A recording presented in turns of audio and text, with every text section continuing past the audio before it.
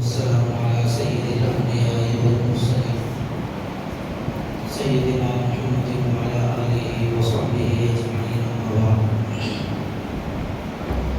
فأعوذ بالله من الشيطان الرجيم بسم الله الرحمن الرحيم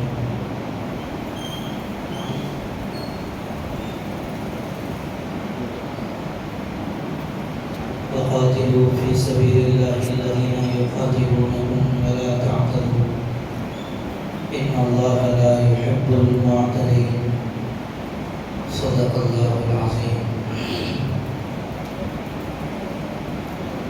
قابل قدر المعزز بزرگوں، نوجوان بھائیوں،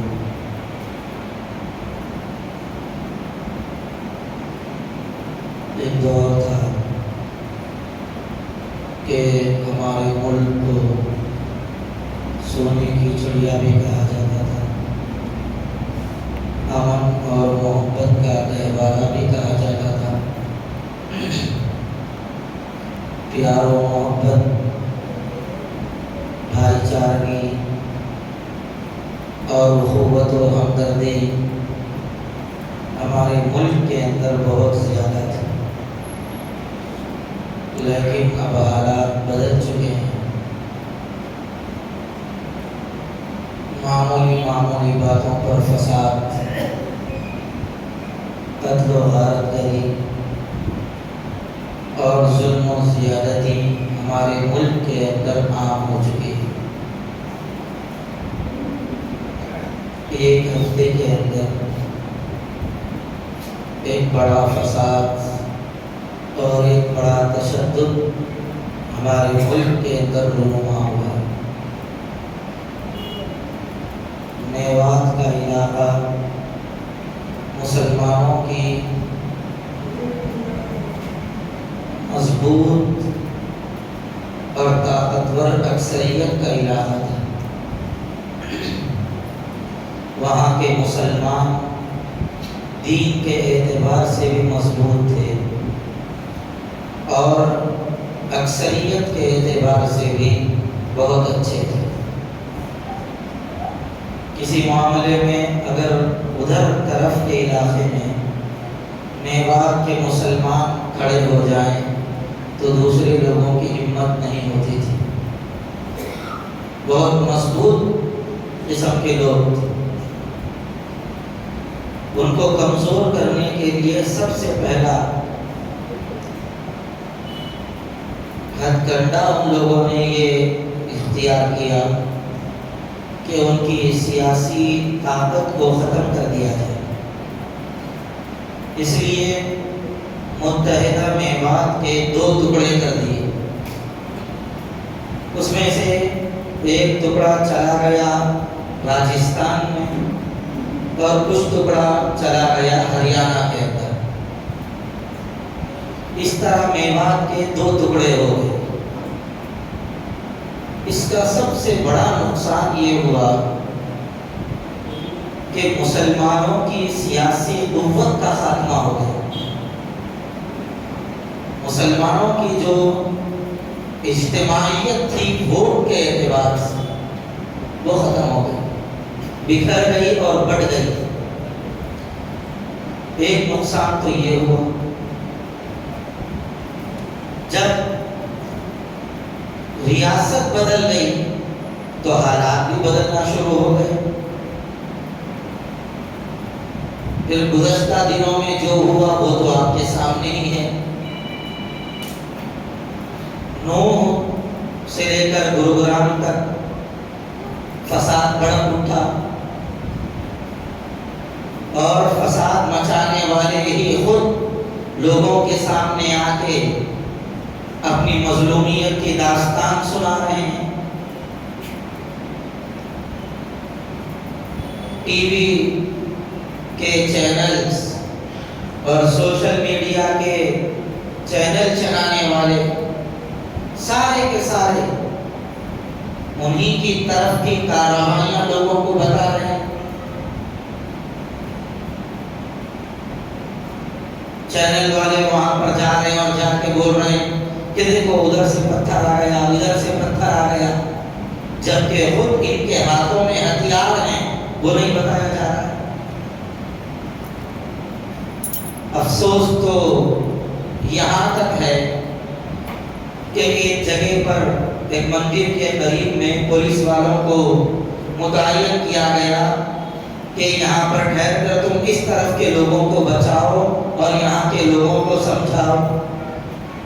تو شاید آپ نے دیکھی یا نہیں دیکھی، میں نے وہ ویڈیو دیکھی ہے کہ خود پولیس والے سے بندوق چھین کر وہ لوگ دیوار کے کنارے پر جا کر مسلمانوں کی طرف گولیاں چلا رہے ہیں۔ پولیس والے خود اپنے بندوق ان کو دے رہے ہیں مسلمانوں پر گولیاں چلانے کے۔ یہ مسلمانوں پر ظلم کی ایک داستان۔ مسجد کے امام صاحب شہید ہو گئے، وہ مسجد کے اندر تھے، مسجد کے اندر ان کو شہید کر دیا گیا۔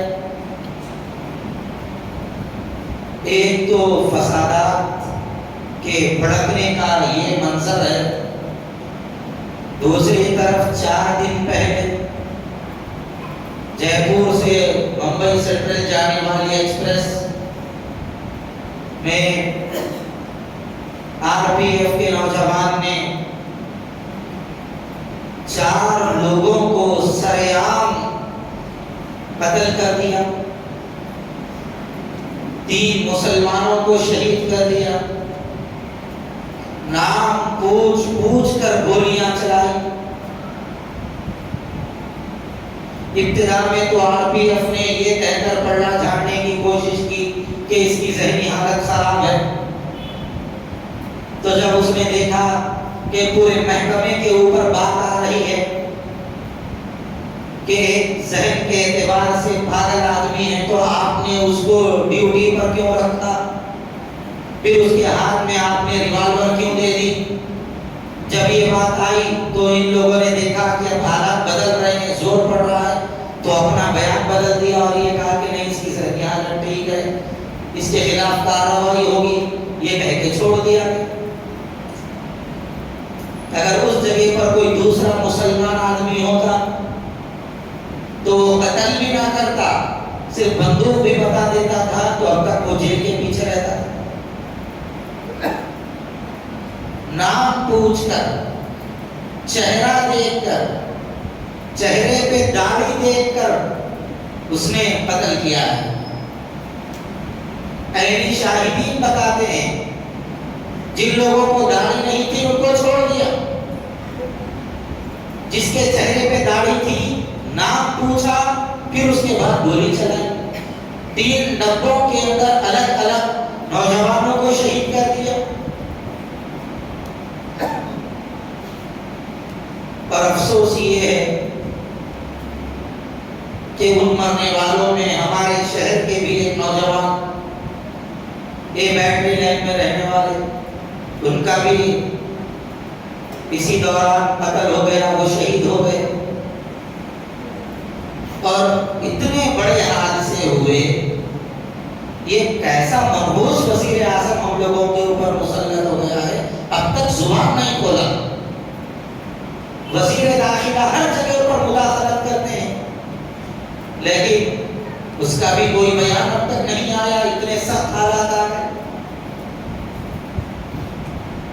اگر ملک کی یہی کیفیت رہے گی تو ملک کے حالات اور خراب ہوتے جائیں گے۔ ایسی بات نہیں ہے کہ مسلمانوں کے اندر چوڑیاں پہن کے بیٹھے ہوئے تھے، ان لوگوں نے خاموشی اختیار کی۔ الحمدللہ جتنا ان سے ہو سکتا تھا ان لوگوں نے بھی اپنے دفاع کا سامان کیا، ان لوگوں سے بھی جو ہو سکتا تھا ان لوگوں نے اپنی طاقت کا مظاہرہ کیا۔ الحمدللہ بزدلی نہیں دکھائی۔ ایسی صورتحال میں ہم لوگوں کو کیا کرنا چاہیے؟ ہماری کیا ذمہ داری؟ تو بنیادی طور پر آپ یہ بات ذہن میں رکھیے، مسلمانوں کے خلاف یہ جو حالات آ رہے ہیں یہ نئے نہیں ہیں، یہ بہت پرانے ہیں۔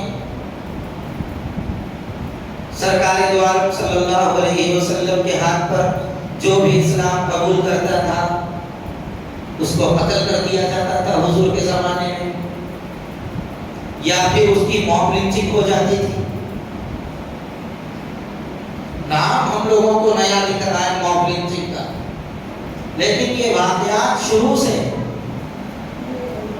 حضرت عمار ابن یاسر رضی اللہ تعالیٰ عنہ کی کیا موب لنچنگ نہیں ہوئی؟ کیا حضرت بلال رضی اللہ تعالیٰ عنہ کی موب لنچنگ نہیں ہوئی؟ کیا حضرت سمیہ رضی اللہ تعالیٰ عنہ کی موب لنچنگ نہیں ہوئی؟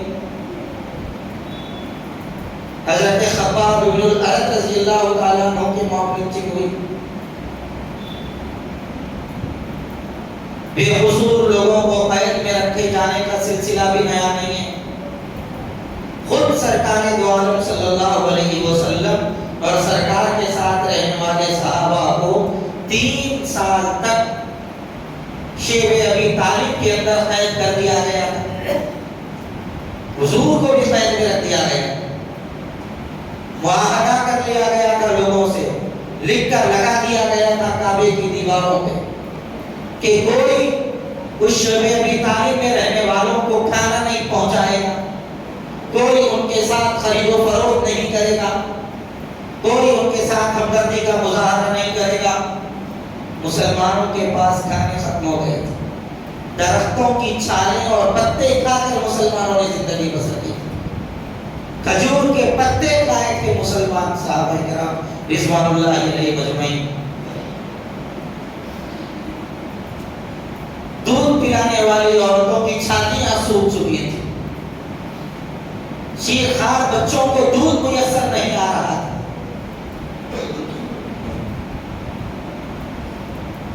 ایسے سخت حالات مسلمانوں پر آئے۔ غذا جو حضرات دیہاتوں سے لا کے فراہم کرتے تھے مدینے میں، ان لوگوں کو اس سے پہلے ہی روک دیا جاتا تھا، ڈرا دھمکا کے واپس بھیجا دیا جاتا تھا۔ تو یہ حالات شروع سے، لیکن ایسے حالات پر رسول اللہ صلی اللہ علیہ وسلم نے اور صحابہ نے کیسے قابو پایا؟ ان حالات پر جو صحابہ نے اور رسول اللہ نے قابو پایا تھا، وہ اپنی طاقت سے زیادہ ایمان کی قوت سے ان حالات پر قابو پایا۔ آج ہم لوگوں کو اندازہ نہیں ہے کہ ایمان کی قوت سے ہم کیا کیا کر سکتے ہیں، ہم کو اس کا اندازہ نہیں ہے۔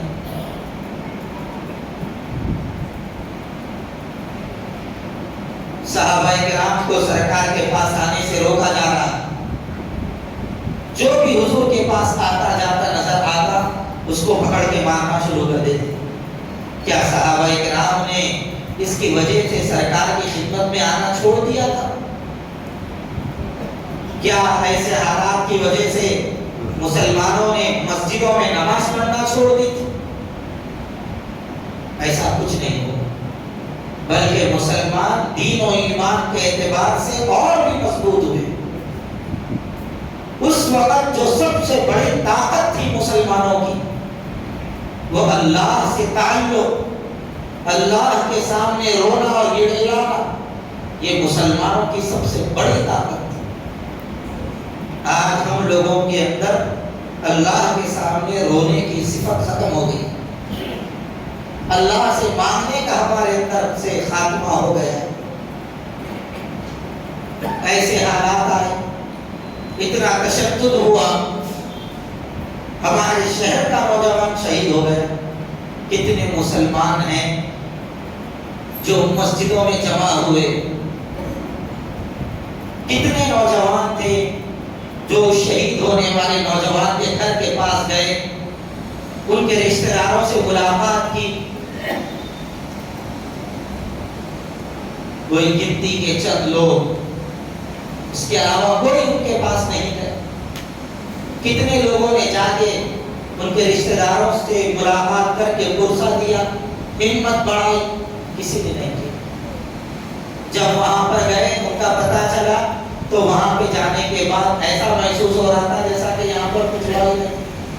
پھر تھوڑی دیر کے بعد ایک ہنگامہ ہوا، کچھ سیاسی لوگ آئے، بیان ہوا، انہوں نے بیان دیا، پھر تھوڑی دیر کے بعد پھر ویسے ہی سناٹا وہاں پر چلا۔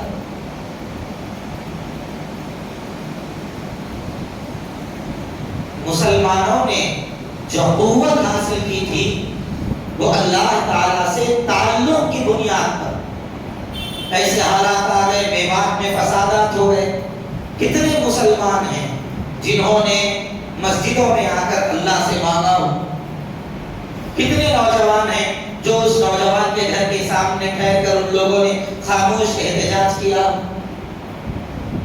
کتنے نوجوانوں نے، ہمارے شہر کا نوجوان شہید ہو گیا، اس کی وجہ سے ہم لوگوں نے اپنے اپنے پی ایس او میں اس چیتن سنگھ مردود کے خلاف ایف آئی آر درج کرائی ہو؟ کیا ہم نے کیا یہ کام؟ ہم تو اپنی عیش و مستی کے اندر پڑے گئے، اپنی دعوتیں، اپنی ہوٹلنگ، اپنی مستی اور اپنی عیش و عشرت کے اندر ہم پڑے گئے، جبکہ رسول اللہ صلی اللہ علیہ وسلم نے فرمایا تمام مسلمان ایک بدن کی طرح ہیں، کجسد واحد، ایک بدن کی طرح ہیں، اشتکا عینہ اشتکا کلہ۔ حضور نے فرمایا اگر بدن کے اندر آنکھ کو تکلیف ہوتی ہے تو پورا بدن بے قرار ہو جاتا ہے۔ آنکھ کو تکلیف ہو گئی، ہاتھ یہ نہیں کہتا ارے معاملہ آنکھ کا ہے، ہاتھ دیکھیں تو میرے کو کیا کرنا ہے، ایسا نہیں ہوتا، پورا بدن بے قرار اور بے چین ہو جاتا ہے۔ حضور اکرم صلی اللہ علیہ وسلم نے تمام مسلمانوں کی ایسی ہی مثال دی کہ سارے مسلمان ایک بدن کی طرح ہیں۔ اگر ایک مسلمان کو بھی تکلیف پہنچتی ہے تو سارے مسلمانوں کو اس درد کے اندر، اس کیفیت کے اندر مبتلا ہو جانا چاہیے، ان کے شریک ہونا چاہیے۔ یہ مسلمان ہم لوگ کیا دوسروں کے غم میں شریک ہوں گے؟ کیا دوسروں کے سہارا ہم بنیں گے؟ کیا اللہ کے دین کے لیے ہم قربانی دیں گے؟ کیا اپنے آپ کو ہم پیش کر سکیں گے؟ ہمارا حال تو یہ ہے، ہم فجر کی نماز کے لیے آدھے گھنٹے کی نیند قربان نہیں کر سکتے، کیا ہم اپنے کو، اپنوں کو بچانے کے لیے اپنی جان کیا قربان کر سکتے؟ پینٹ اور پائجامہ ہم ٹخنوں کے اوپر نہیں اٹھا سکتے، اگر کوئی ہمارے خلاف دشمن آ گیا تو ہم ہتھیار کیا اٹھا سکتے؟ ہم تو بالکل بے حس ہو چکے ہیں، ہمارے اندر بے حسی کی انتہا ہو گئی۔ ہمارے نوجوانوں کا عالم یہ ہے، ان کے ہاتھ میں ایک بڑا موبائل آ جائے، ایک بڑی گاڑی آ جائے، اب ان کو کسی چیز کی ضرورت نہیں، چورستوں پہ ٹھہریں گے، خود مسلمان نوجوان بچیوں کی عزتوں کے ساتھ کھلواڑ کریں گے، معصوم بہنوں کی عزتوں کے ساتھ وہ لوگ کھلواڑ کرنے کا کام کریں گے، دوسروں کی بہن بیٹیوں کی عزتوں کو نیلام کریں گے، اور فخر سے لوگوں کے سامنے آ کے بتائیں گے کہ میں اتنی بچیوں کو میں نے اب تک خراب کیا ہے۔ بال تماشائی بنا کے اپنے بالوں کو رکھیں گے، ہوٹلوں کو بھریں گے۔ اب تک تو رونا یہ تھا کہ مسلمان بچے ہوٹلوں کو بھرتے ہیں، اب رونا یہ ہے کہ مسلمان بچے ہوٹلوں کو کم بالوں کو زیادہ بھر رہے ہیں۔ پہلے تھمس اپ کا شیشہ لے کے فوٹو لیتے تھے، اب شراب کے شیشے لے کے فوٹو لینے میں کوئی شرم نہیں آ رہی۔ ذرا اچھے کپڑے پہن لیے، فوٹو لے کے موبائل پہ ڈال دیے سب، پھر دیکھ رہے میرے کو اتنے لائک آ گئے، میرے کو اتنے شیئر آ گئے، ارے تو نوجوان تھا، یہ حسینہ کب سے بن گیا؟ اسنو پاؤڈر لگا کے فوٹو لے کے میں کیسا دکھ رہا ہوں، میں کیسا دکھ رہا ہوں۔ اچھا دکھنا کمال نہیں ہے، اچھا ہونا کمال ہے۔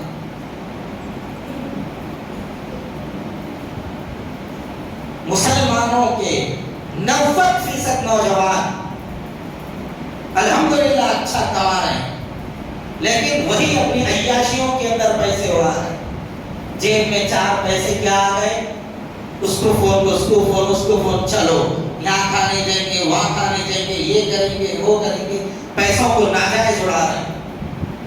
وہی مرتھی گڑے تو مرتھی گڑے، ہڈیوں کا ڈھانچہ، یہ تو ہڈی چپتی، یہ حال ہمارے نوجوانوں کا ہے۔ پھر تن تن کے دوسروں کے سامنے جاتے ہیں لڑنے کے لیے، کوئی ایک گھونسا مار دے تو پلٹ کے جواب دینے کی صلاحیت ان کے پاس نہیں ہے۔ دو چار لیڈروں کے پاس آنا جانا شروع ہو گیا تو ان کی بھائی گیری شروع ہو جاتی ہے۔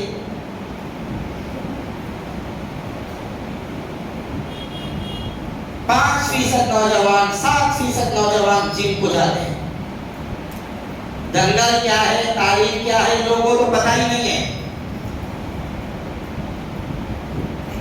اور وہ جم کو جانے والوں کا عالم بھی ہے، پاؤڈر آکھا کے، تیل لگا لے کے، میں بھولا نہیں بھولا، میرے امس بنے نہیں بنے، میرے سکس پیک بنے نہیں بنے، فوٹو والے رہے اور مقابلے کے لیے جا رہے ہیں اپنے بدن کو بتانے کے لیے۔ ایک پتل کے اتنے کپ کے اندر خوش ہو جا رہا ہے، میرا بدن ایسا بن گیا۔ میرے بھائیوں، یہ ہم لوگوں کا رونا ہے۔ باڈی بلڈر نوجوان، اس کے رٹھے 4 کلو کے ہیں، ناریل سے بڑا اس کا رٹھا ہے، اس کے پڑوسی میں آ کے دوسرے جگہ اس کے پڑوسی کو مار رہا ہے، صاحب ٹھہر کے ہاتھ بن کے دیکھ رہا ہے۔ ارے تم بدن بنائے تھے وہ پھر اپنے پڑوسی کی حفاظت نہیں کر سکتے تھے۔ ہماری گلی کے اندر آ کے دوسرا آدمی ہمارے گلی کے آدمی کو مار رہا ہے اور سارے گلی والے ٹھہر کے تماشائی بن کے دیکھ رہے ہیں۔ ہم اپنی گلی کی حفاظت نہیں کر سکتے تو ہمارے ملک کی کیا حفاظت کریں گے، ہمارے شہر کی کیا ہم حفاظت کریں گے؟ تماشا بن جاؤ۔ ایک کھلونا مل گیا، فون ویڈیو لے لیں، جگہ جگہ پہ ویڈیو۔ وہ چیتن سنگھ 4 نوجوانوں کو شہید کر دیا، کسی کی ہمت نہیں ہوئی اس کا ہاتھ پکڑنے کی۔ میرے بھائیوں، اپنی حفاظت کر لینا، اپنے لیے جی لینا، اپنا کمانا، اپنا کھانا، یہ تو جانور بھی کر رہے ہیں۔ ہم انسان رہ کے کیا فائدہ، مسلمان رہ کے کیا فائدہ؟ ذری طاقت ہمارے پاس آ گئی، ذری قوت ہمارے پاس آ گئی، ذرا تھوڑا مضبوطی ہمارے پاس آ گئی، یا تھوڑا سیاسی پاور ہمارے پاس آ گیا، ہم دوسروں پہ ظلم کرنا شروع کر دیتے ہیں۔ ایک مسلمان دوسرے مسلمان پہ ظلم، ایک مسلمان دوسرے مسلمان کے اوپر ہاتھ اٹھانے لگ جاتا ہے۔ ہم کو تو متحد بننا چاہیے تھا، سارے مسلمان ایک جسم کی طرح ہو۔ باطل یہ نہیں دیکھ رہا ہے کہ انہیں کون ہے، انہیں کون ہے، انہیں کون ہے۔ سارا باطل مسلمانوں کو ختم کرنے کے در پہ آ چکا ہے۔ مسلمانوں کے خلاف وہ لوگ متحد ہو چکے ہیں، وہ لوگ اپنی سارے کارروائیاں کر رہے ہیں۔ ہمارے محلے میں ٹھہر کے جنوں کو مار رہا ہے، ہم ٹھہر کے آقا بن کے دیکھ رہے ہیں خالی۔ کسی کے پاس ہمت نہیں ہے بیچ میں جا کے بولو یہ کیا کر رہے ہو تم لوگ؟ بولے یہ پارٹی کا ہے، یہ پارٹی کا، مارے تو اس کو، ہماری پارٹی کے خلاف ہے، ہمارے کیا بول رہے ہیں؟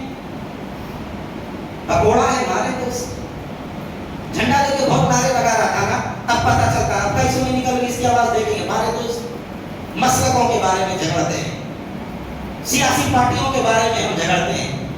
کب تک ہم ایک مسلک دوسرے مسلک کرتے رہیں گے؟ کب تک ہم پارٹیاں کے ناموں پر لڑتے رہیں گے؟ کب تک ہم متحد نہیں ہوں گے؟ اس کے سلسلے میں ہمیں سوچنے کی ضرورت ہے۔ سرکار دو عالم صلی اللہ علیہ وسلم نے فرمایا مضبوط اور طاقتور مومن ایک کمزور مومن کے مقابلے میں اللہ کو زیادہ پسندیدہ ہے۔ سرکار دو عالم صلی اللہ علیہ وسلم کے صحابہ بہت ہی باحیا اور بااخلاق تھے۔ صحابہ سے زیادہ اخلاق والا دنیا میں حضور کے بعد کوئی نہیں گزرا ہے، لیکن ہمت کا یہ عالم تھا کہ اسلام کے خلاف اگر کوئی آواز اٹھاتا یا خود صحابہ میں سے کسی صحابی کے اوپر کوئی خلاف آواز اٹھاتا تھا، صحابہ برداشت نہیں کرتے تھے، بلکہ حضور نے تو یہاں تک فرمایا من قتل دون مالہ فہو شہید، جو اپنے مال کی حفاظت کرنے کے لیے قتل ہو گیا، حضور نے فرمایا وہ بھی شہید ہے۔ من قتل دون دمہ فہو شہید، جو اپنے خون کی حفاظت کرنے کے لیے قتل کر دیا گیا وہ بھی شہید ہے۔ حضور نے فرمایا من قتل دون دینہ فہو شہید، جو اپنے دین کی حفاظت کے لیے مار دیا گیا وہ بھی شہید ہے۔ من قتل دون اہلہ فہو شہید، حضور نے فرمایا جو اپنے بال بچوں کی حفاظت کے لیے قتل ہو گیا وہ بھی شہید ہے۔ بلکہ حضور نے تو یہاں تک فرمایا، ابو داؤد شریف کی روایت ہے، اگر اس کا مال کوئی ناجائز چھین رہا ہے اور وہ اپنے مال کو بچانے کے لیے اس سے جھگڑا کیا، ہمت دکھائی اور اسی ہمت کے درمیان اس کو مار دیا گیا، حضور نے فرمایا اللہ کی نظر میں وہ شہید ہے۔ سرکار کے جیسا با اخلاق اور محبت شرافت والا دنیا میں کوئی نہیں گزرا ہے، لیکن اپنی حفاظت کا انتظام، اپنی امت کی حفاظت کا انتظام سرکار دو عالم صلی اللہ علیہ وسلم ہمیشہ کرتے تھے۔ آج ہمارے پاس کیا ہے؟ ہم بزدل کے بزدل بنے ہوئے ہیں، شرافت کے نام پہ بزدلی ہمارے اندر آتی جاتی ہے۔ محلے والے آپس میں لڑ رہے ہیں، خاندان والے آپس میں لڑ رہے ہیں، رشتہ داروں میں اتحاد نہیں ہے، معمولی باتوں پر ہمارے درمیان جھگڑا ہے۔ میرے بھائیوں، حضور اکرم صلی اللہ علیہ وسلم کے زمانے میں سرکار نے یہ نہیں فرمایا کہ کوئی تمہارے اوپر آ کر ناجائز حملہ کر دے تم خاموش رہو، بلکہ سرکار دو عالم صلی اللہ علیہ وسلم نے برابری کے بدلہ لینے کا حکم دیا۔ ایک باندھی ایک جگہ پر گری پڑی ملی، اس کا سر کچلا ہوا تھا، اس سے پوچھا گیا کہ تیرے سر کو کس نے کچلا ہے؟ تو اس سے کہا گیا فلاں آدمی نے کچلا ہے، اس نے کہا نہیں۔ فلاں نے کچلا ہے، کہا نہیں۔ پھر ایک یہودی کا نام لیا گیا تو اس نے اپنے سر کے اشارے سے کہا ہاں میرے سر کو اس نے کچلا ہے۔ وہ یہودی پکڑا گیا، سرکار نے فرمایا جان دو، مر گئی نا، چھوڑ دو، جان دو، کیا کرنے کا ہے، اس کی کیا حیثیت تھی، وہ تو ایک باندھی تھی، چھوڑ دو۔ حضور نے یہ نہیں فرمایا، حضور نے فرمایا لاؤ اس کو پکڑ کے یہودی کو اور اس کے بھی سر کو کچل دو۔ پتھروں سے اس کے سر کو کچلا گیا۔ اللہ کے نبی صلی اللہ علیہ وسلم کے زمانے یہ چیز کب پیدا ہوتی ہے؟ یہ چیز پیدا ہونے کے لیے ہم لوگوں کو دو کام کرنا پڑے۔ پہلا کام ایمان کی قوت۔ میرے بھائیوں، ایمان کی قوت سے پورے حالات بدلے جا سکتے ہیں۔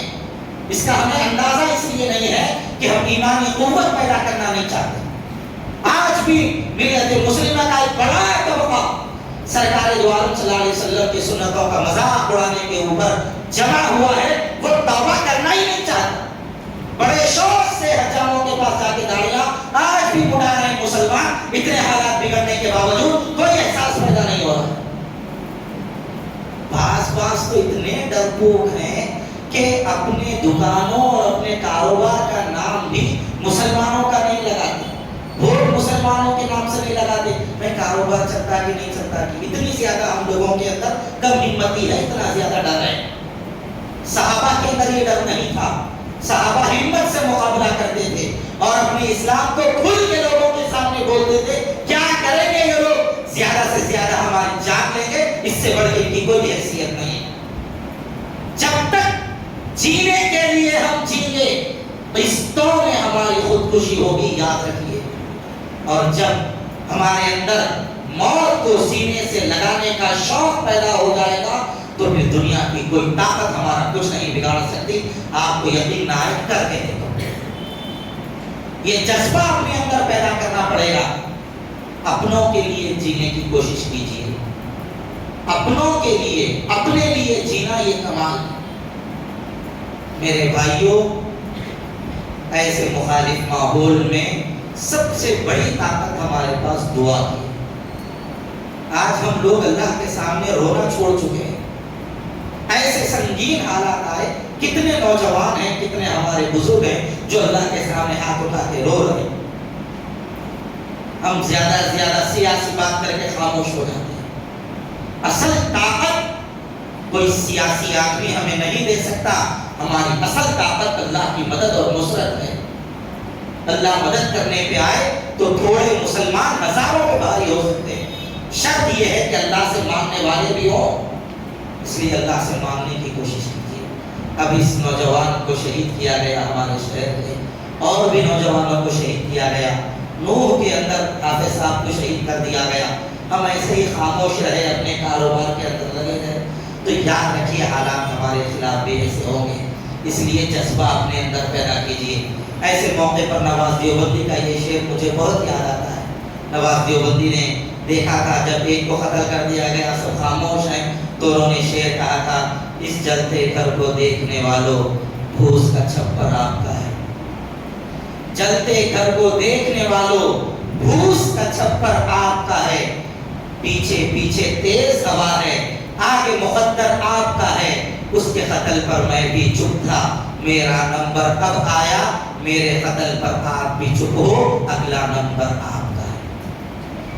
اگر ہم خاموش رہے یہی ہوگا۔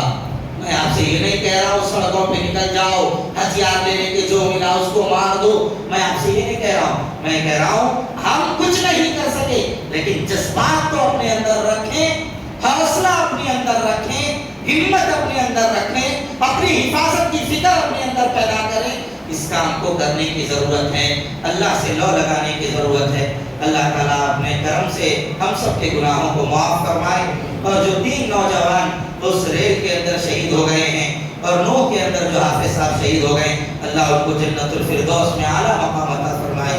اللہ ان کے پیچھے ان کے معصوم نفسوں کی اللہ دستگیری فرمائے، اور ان کے بچوں کی بہترین اللہ تعالیٰ تربیت کے، اور ان کے بچوں کی صحیح خیر خواہی کے اللہ تعالیٰ فیصلے فرمائے۔ وآخر دعوانا الحمدللہ رب العالمین۔